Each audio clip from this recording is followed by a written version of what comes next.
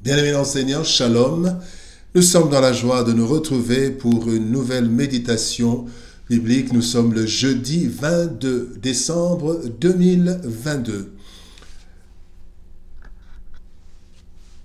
Nous allons lire un texte dans l'Évangile selon Jean, chapitre 13, verset 35. Jean 13, 35.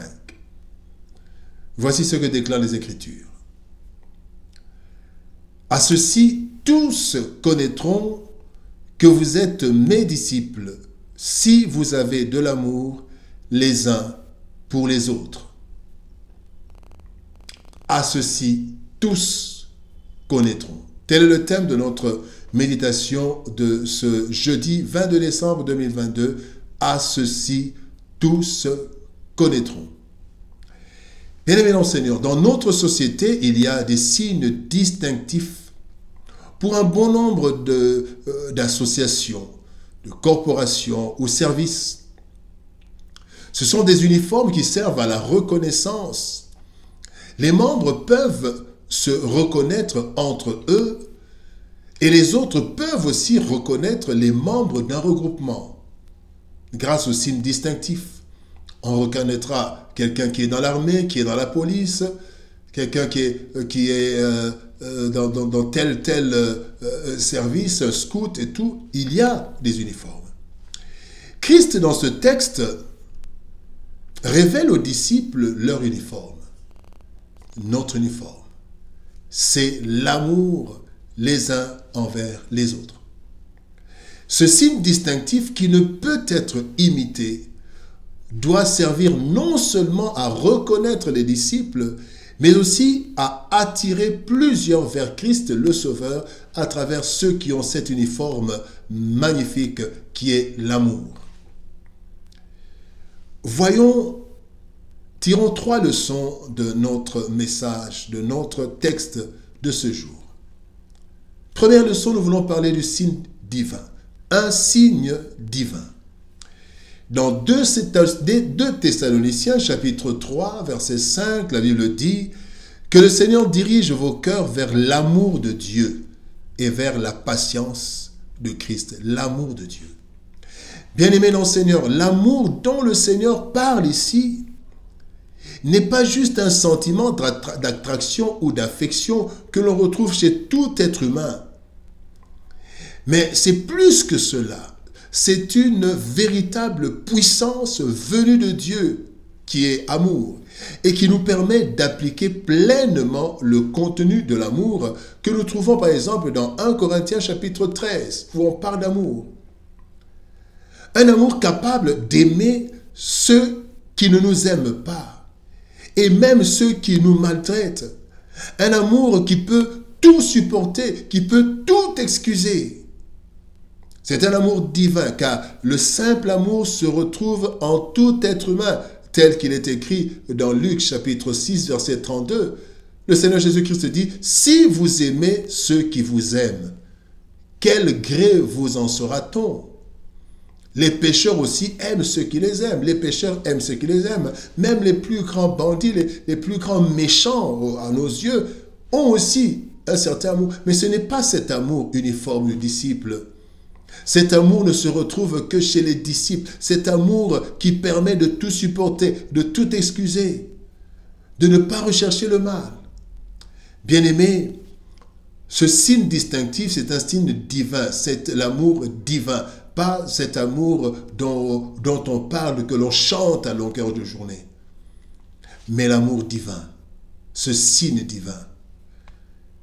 La deuxième leçon, nous voulons parler de l'amour authentique. Un amour authentique. L'amour dont Christ parle est un signe divin, mais c'est aussi un amour authentique. 1 Jean chapitre 3, verset 18 nous dit « Petits enfants, n'aimons pas en parole et avec la langue, mais en action et avec vérité. » L'amour authentique. Oh, combien de fois nous entendons des personnes parler d'amour. Combien de fois des jeunes gens disent s'aimer et puis après ils se détestent. Après ils font du mal. Non. Cet amour qui est l'uniforme du disciple, c'est un amour authentique. Dire que nous aimons, bien-aimés, c'est facile. Mais pratiquer l'amour dans notre contexte de méchanceté, d'hypocrisie, de matérialisme, etc., eh bien, c'est une entreprise ardue.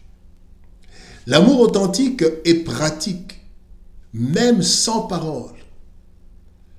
Cet amour n'attend rien en retour, mais se satisfait du bien produit. Cet amour, quand vous faites le bien à quelqu'un, vous êtes dans la joie parce que vous lui avez fait du bien. Pas parce que demain, il peut faire quelque chose en retour. Non, nous ne cherchons pas le retour de l'ascenseur, mais notre joie, la joie de celui qui aime, c'est de faire du bien.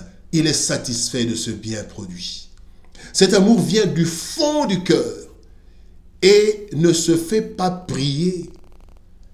Cet amour est spontané. On ne doit pas supplier quelqu'un pour qu'il aime. Non, c'est un amour spontané. Nous n'avons pas besoin de confesser et de déclarer notre amour, mais nous avons besoin de le manifester comme étant une volonté profonde de plaire à Dieu. Et poser des actes concrets en cachette ou même en public.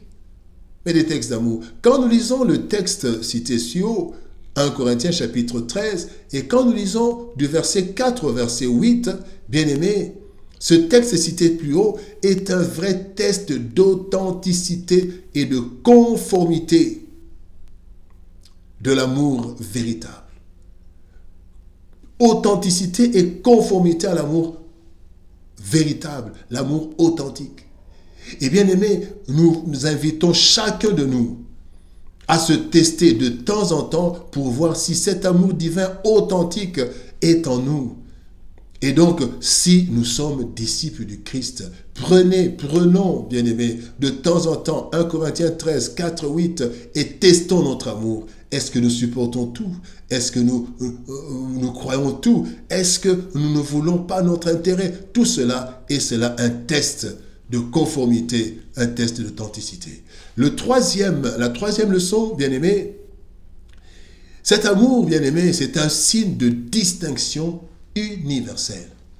Signe de distinction universelle, pas seulement en Afrique, pas en Europe, partout. Dans Actes chapitre 1er, verset 8, la Bible dit « Vous recevrez une puissance, le Saint-Esprit survenant sur vous, et vous serez mes témoins à Jérusalem, dans toute la Judée, dans la Samarie, et jusqu'aux extrémités de la terre. » En se choisissant un peuple bien-aimé, ce peuple c'était Israël, et bien en se choisissant ce peuple, Dieu voulait se faire connaître au monde entier par la distinction d'Israël.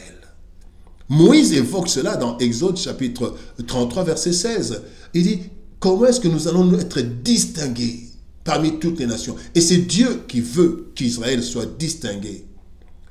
En ce temps, bien-aimé, Dieu choisit de se faire connaître au monde entier par la distinction des chrétiens disciples. Et la puissance d'attraction divine, bien-aimé, est universelle. C'est l'amour, bien-aimé. C'est l'amour, cette attraction, cette puissance d'attraction universelle. Le texte du jour dit à ceci, tous connaîtront, tous. L'amour authentique, véritable et actif des chrétiens disciples entre eux et envers tous est un signe universel. Malheureusement, lorsque nous voyons les nombreux conflits entre chrétiens et disciples, et même cela, même au sein d'une même église, bien-aimés, nous réalisons que le travail est encore grand. Voilà pourquoi Christ nous rappelle que le signe distinctif du chrétien disciple, c'est l'amour entre les chrétiens, mais aussi l'amour avec les autres. Dans un monde où l'amour véritable est en voie de disparition, il est important, bien aimé, que les chrétiens disciples se démarquent. Le seul signe qui fera connaître à tous que nous sommes des disciples de Christ, c'est l'amour. Cet amour ne consiste pas en paroles et en déclarations, mais en une vie consacrée à faire du bien aux autres, d'un cœur sincère, sans attendre une récompense quelconque en retour. C'est à cela que tous connaîtront que nous sommes disciples du Christ. Prions. Éternel Père de gloire, tu nous dis, tu veux que tous reconnaissent Que tous connaissent, Seigneur de gloire, que nous t'appartenons, que nous sommes tes disciples. Et le signe distinctif, l'uniforme que tu nous donnes, c'est l'amour. L'amour entre nous, Seigneur de gloire, mais aussi l'amour envers les autres, même ceux qui ne sont pas de l'Église. Seigneur, aide-nous à avoir cet amour divin, à avoir cet amour, Seigneur, au Dieu de gloire, que nous voyons dans ta parole, cet amour qui croit, cet amour qui excuse tout, cet amour qui ne cherche pas son intérêt, mais qui veut le bien de l'autre. Seigneur, par ton esprit, aide-nous, afin que le monde sache, le monde connaisse que nous sommes tes disciples. C'est dans le précieux puissant nom de Jésus-Christ, notre Seigneur et Sauveur, que nous avons ainsi prié. Amen. Bien-aimés dans le Seigneur, nous sommes arrivés à la fin de notre méditation. Que Dieu nous bénisse, shalom, au revoir et à demain.